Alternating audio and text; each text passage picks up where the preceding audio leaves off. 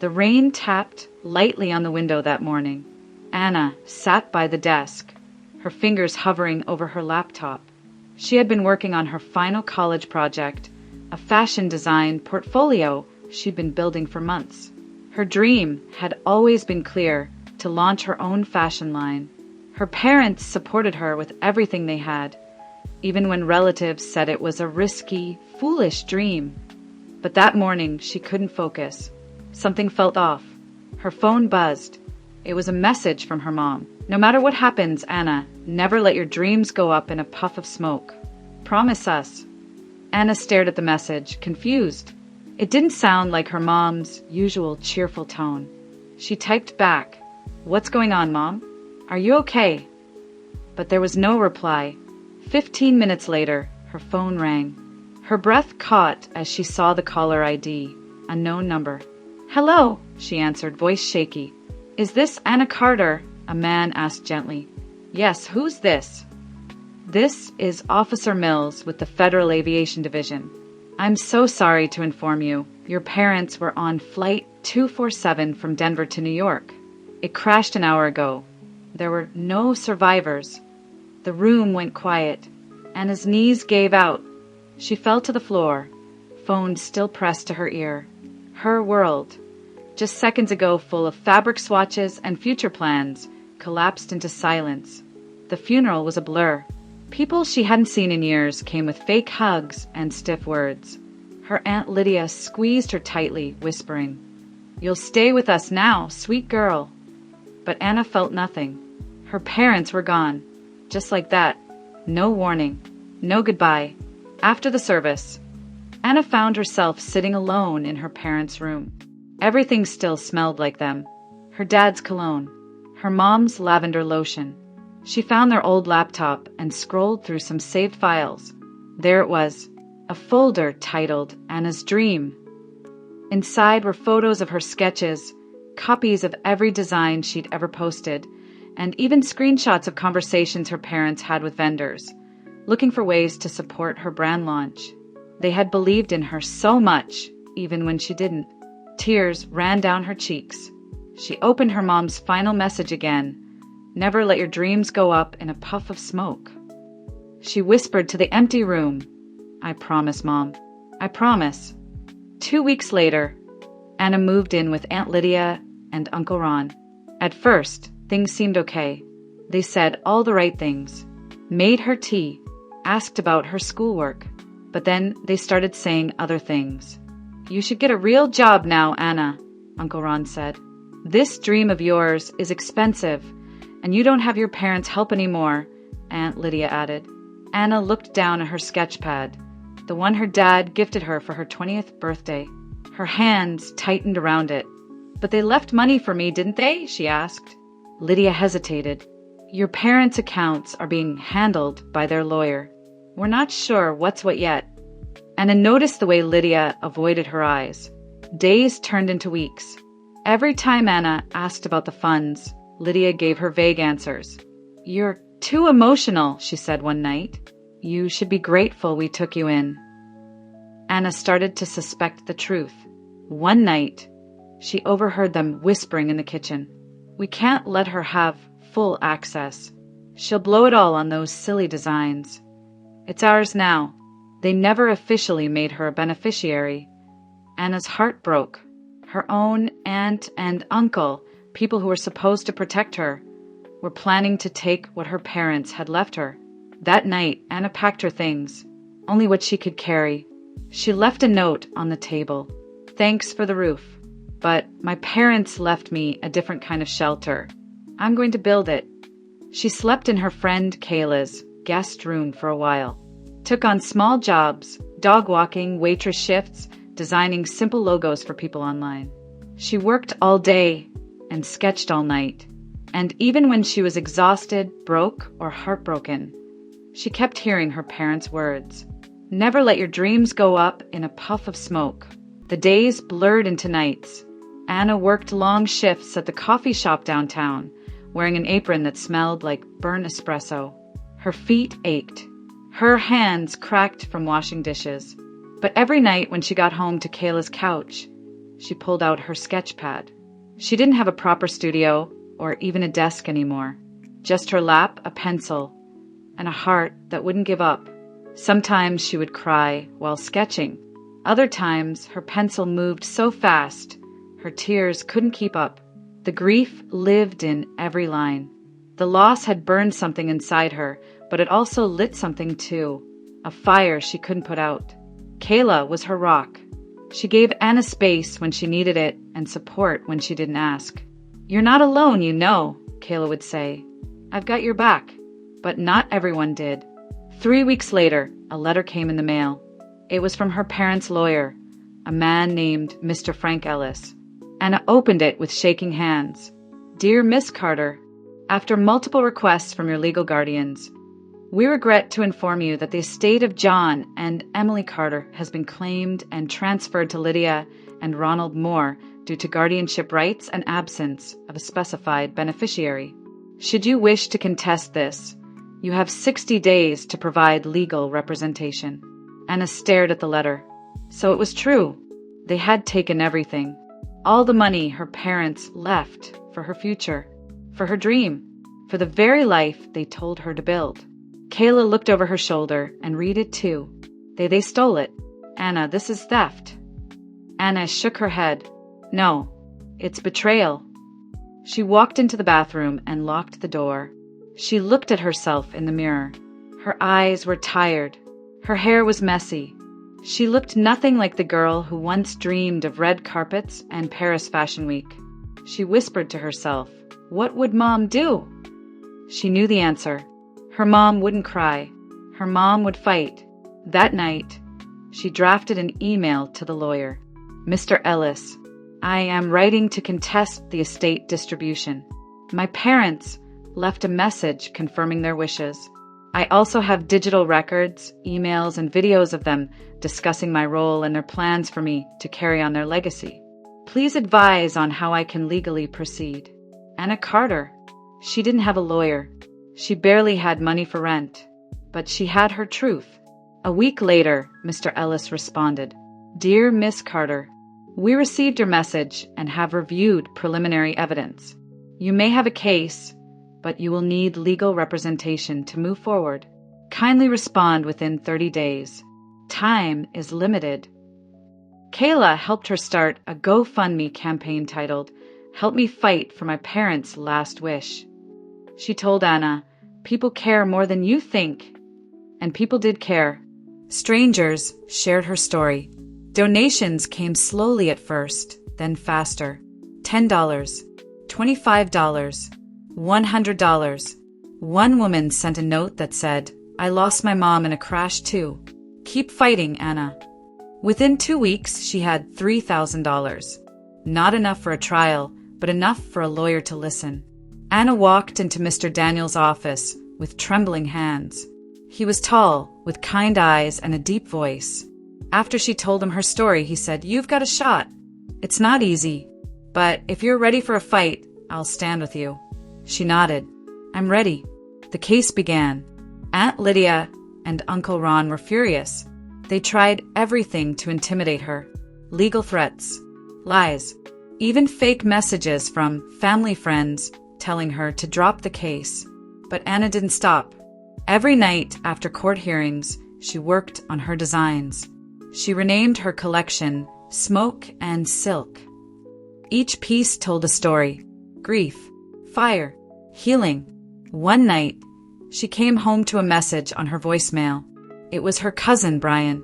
"Hey, I don't agree with what my parents did. They're lying. I found some letters from your mom. She named you. She wanted you to have it all. I'll send them."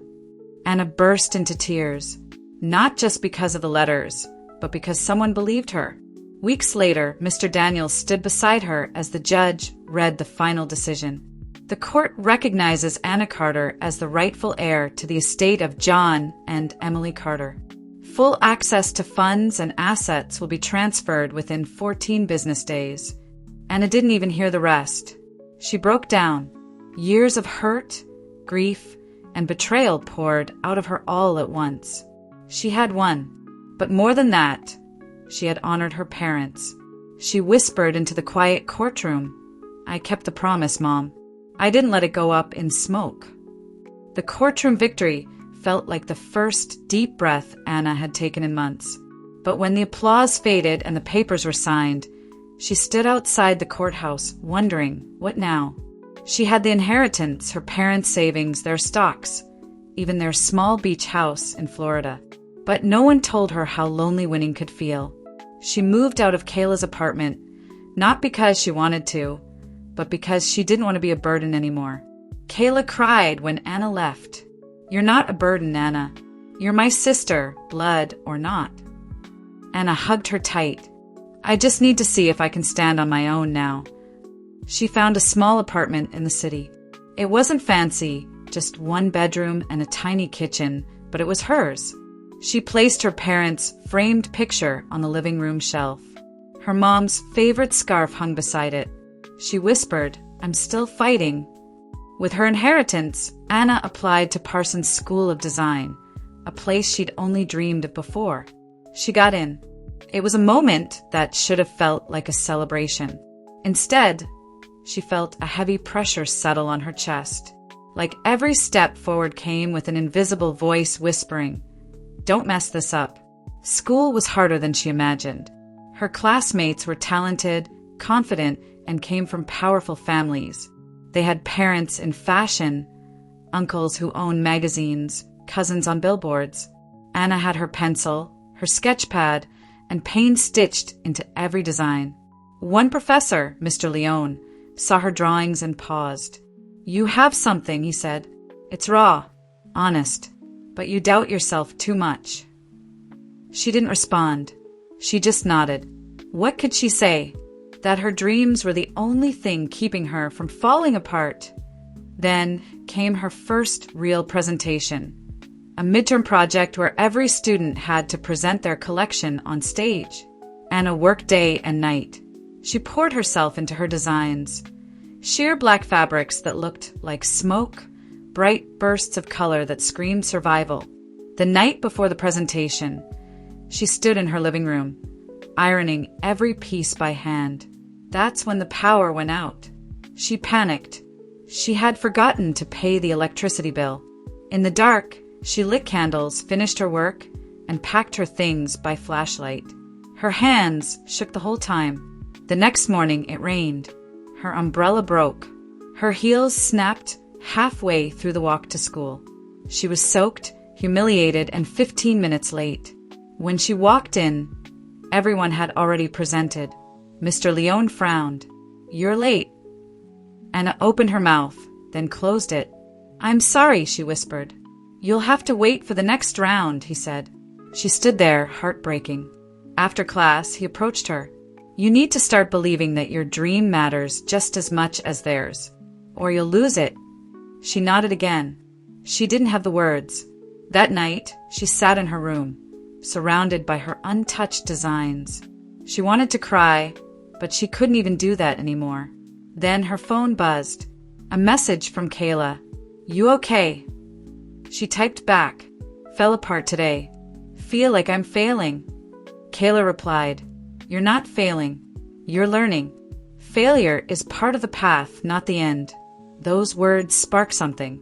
Anna sat up, pulled out her sewing kit, and started again. 2 weeks later, the school held an open student gallery. Anna signed up last minute. She displayed 5 of her pieces, each on a mannequin with a title above, "Smoke and Silk." At first, no one noticed. Then a woman in a red coat stopped. She walked around Anna's display twice. Then a third time, she turned to Anna. "Did you design these?" Anna nodded. "I work for Velvet Runway magazine. We're doing a spotlight on new voices. I'd love to feature you." Anna blinked. "Yes," she whispered. "Yes, thank you." That night, she stood on her apartment balcony, wrapped in her mom's scarf, looking up at the stars. She didn't know what tomorrow held, but for the first time, she wasn't afraid of starting from ashes. Anna's designs were now in a real magazine. Velvet Runway gave her a 2-page feature titled, "The Girl Who Rose from Smoke." Her face was there, smiling, her designs glowing under soft studio lights. It was surreal. Calls started pouring in. Small brands wanted collaborations. Bloggers asked for interviews. Her social media exploded overnight. She felt proud. For once, she didn't feel like a broken girl in a borrowed world. She felt like someone her parents would have clapped for. But when you shine, not everyone claps. 1 week after the magazine came out, she got a message on Facebook. It was from her cousin, Tiffany. "Hey Anna, so proud of you, girl. Aunt Marie and Uncle Don would be smiling. By the way, when are you coming back home? It's been ages." Anna stared at the message, confused. Tiffany hadn't reached out since the funeral. Now suddenly she cared. She replied politely, "Thanks. Not sure when I'll be home. Been working." 2 days later, her uncle called. The same one who said she was too young to handle her parents' estate. "Anna," he began, his voice smooth. "We saw the magazine. Wonderful job. Really. Thank you. So we've been thinking. You've done great for yourself. Maybe it's time we reconnect as a family." A chill ran down her spine. She kept the call short. The next morning, a lawyer knocked on her door. "You've been served," he said. "What?" "A claim's been filed disputing your rights to the Florida Beach house and part of the trust fund. Your extended family believes you misused your parents' intentions." Anna's hands trembled. "What? That's a lie." The lawyer shrugged. "You'll need to appear in court." Panic, pain, anger. Why now? Why? When she was finally standing on her feet, she called Kayla, voice breaking. "They want to take everything again," Anna cried. "They're jealous," Kayla replied firmly. "They see you succeeding and now they want peace." Anna sank to the floor. "What if they win?" "Then you fight harder, like you always do." Court dates began again, and this time the lies were louder. "They claimed I manipulated my parents before the crash," Anna told her lawyer, "that I influenced them to leave me everything." Her lawyer raised a brow. "Do you have proof of their intentions?" Anna remembered something. The message, the last one from her parents. She rushed home, digging through her old phone. It took hours, but she found it. "No matter what happens, Anna, don't let your dreams go up in a puff of smoke. We believe in you. Always." Her lawyer smiled. "This may help us more than you think." The trial dragged on for weeks. Her uncle painted her as a selfish child who locked them out. Her cousin cried fake tears about wanting to keep the family together. But Anna stood firm. She told the truth, all of it. And when the judge read the message aloud in court, everything changed. It was her parents' voice, their last words, their final wish. The judge ruled in her favor. Anna kept her inheritance, the house, and most importantly, her peace. After the hearing, Tiffany messaged her again. "Hey, no hard feelings, right? Just family stuff. You know how it is." Anna blocked the number. Some people didn't deserve second chances. Later that week, she went to the Florida Beach house for the first time in over a year. It still smelled like sunscreen and warm sand. She stood by the porch, watching the waves crash. She whispered, "They tried to break me again, but I didn't let them." Inside the house, she found her mom's old journal. In it was a note Anna had never seen. "If we're not around, I hope she keeps creating. Even when the world tries to shut her down. Even when the family turns their back. She was born to light up the world." Anna closed the book, tears in her eyes. She wasn't just fighting for herself anymore. She was fulfilling a legacy. Anna's name was now on everyone's lips. From social media buzz to feature interviews. Her rise felt like a dream that kept unfolding.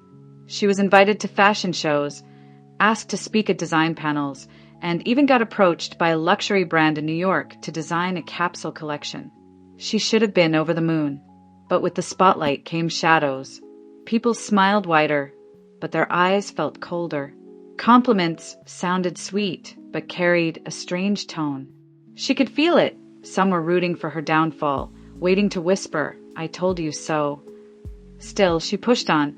One of her classmates, Eli, had always been kind. They had worked on small class projects together, and he was the only one who didn't treat her differently after her rise. He believed in her work and soon in her. Their friendship turned into late-night phone calls and studio hangouts, then dinner dates, then kisses that made her feel less alone in the chaos. "I don't want your fame," he once said. "I just want your peace." She believed him. Her new collection, titled Ashes to Art, was set to launch during a major city fashion week. It was her biggest project yet, emotional, bold, and filled with her parents' spirit. But the stress of the spotlight crept in slowly. Design meetings ran until 3 a.m. Reporters asked invasive questions. Fans began showing up outside her apartment. Paparazzi waited for her outside school. Even Eli started acting different, distant, distracted. "Are we okay?" she asked him one night. He smiled weakly. "Yeah, just tired. That's all." She didn't push. 2 weeks before the show, disaster hit. Someone leaked her designs online. Every sketch, concept, fabric pattern. The world saw them before she was ready. And worse, a rival designer claimed the work was his. She was crushed. She cried on the bathroom floor, heart racing, hands shaking. Everything felt like it was slipping away. "Why does this keep happening to me?" she whispered. "Why can't I catch a break?" She called Eli. No answer. She texted him. No reply. She called again. Voicemail. Her chest tightened with fear. The next day, she walked into her studio to find him already there. He looked guilty, nervous. Her heart dropped. "Please don't say it was you," she said quietly. He didn't speak, just looked down. "You were the only one with access to my files, Eli." "I didn't mean for it to go that far," he finally said. I needed money, and they offered a lot." Her legs felt weak. "You sold me out." "I thought they'd tweak it. I didn't think they'd take everything. I swear." Anna laughed, cold, broken laughter. "You didn't just take my work," she said. "You took the one thing I trusted." He reached out. She stepped back. "We're done." The betrayal left a deeper wound than she expected. Not just because she lost the man she cared about, but because she let herself believe she was safe. She spent days off the grid. No phone, no interviews, just silence. And then one night, she found her parents' last voice message again, hidden in the audio notes of her old phone. "Sweetheart, life's going to test you in ways we can't protect you from. But promise us, when it all gets heavy, don't let your dreams go up in a puff of smoke." She cried until her chest hurt. Then she stood up and started sewing again. The night of the show, she walked in wearing a simple black dress her mother once wore to a community fundraiser. No fancy gown, no red carpet, just legacy. Every piece she displayed had been redrawn, remade, reimagined in 2 weeks. The audience watched in silence, then exploded into a standing ovation. A well-known editor from Vogue whispered, "She's the real thing." Anna didn't smile on stage, but when she got home, she curled up under her mother's scarf, holding the photo of her parents. "I didn't let it go," she whispered. "Not this time. Would you like me to continue with Chapter 6, The Final Wish?" This chapter will wrap up the journey with emotional healing, one more twist from the past, and the moment Anna finally fulfills her parents' last wish. Let me know if you're ready. Anna stood backstage as the applause echoed from the last show.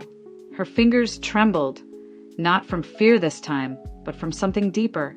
Closure. For the first time since the crash, she felt her parents' dream wasn't just alive, it was standing. The fashion world was calling her the next big thing. But behind the flashing lights, the interviews, and the applause, her soul was still learning how to breathe. She had built something beautiful, but the weight of getting there had scarred her in ways no one could see. A week later, Anna took a trip, not to a press event, not to a design meeting, but back home. The house where she grew up was still empty, covered in dust and silence. Her parents' room smelled faintly of lavender. Her dad's work boots were still by the door. Her mom's scarf still hung on the hook. She dropped her bags and walked to the backyard. And there, she sat on the old swing, the one her dad built with his bare hands. Her eyes closed, and for a moment, she wasn't the designer or the orphan or the girl with everything to prove. She was just Anna, their daughter. Later that evening, she opened a letter she found tucked inside her mother's old Bible. It was sealed and addressed to her in her mom's delicate handwriting.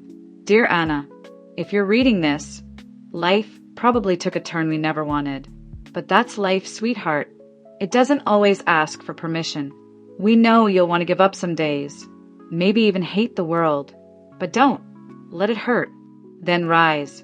Your dream, your gift, was always meant to light up dark rooms. Promise me you'll finish the community center design we started planning before we left. It was never just about fashion for us. It was about giving back. Let our last wish be your next beginning. Tears spilled down Anna's cheeks. She had forgotten about the community center, a project her parents talked about for years, a creative space for underprivileged kids to learn art, sewing, music. They had started raising funds before the crash. Now, it was her turn to finish it. The next few months were the hardest. She turned down fashion deals, sold off her luxury apartment, even auctioned some of her dresses. People called her crazy. You're ruining your career, one designer said. But Anna didn't flinch.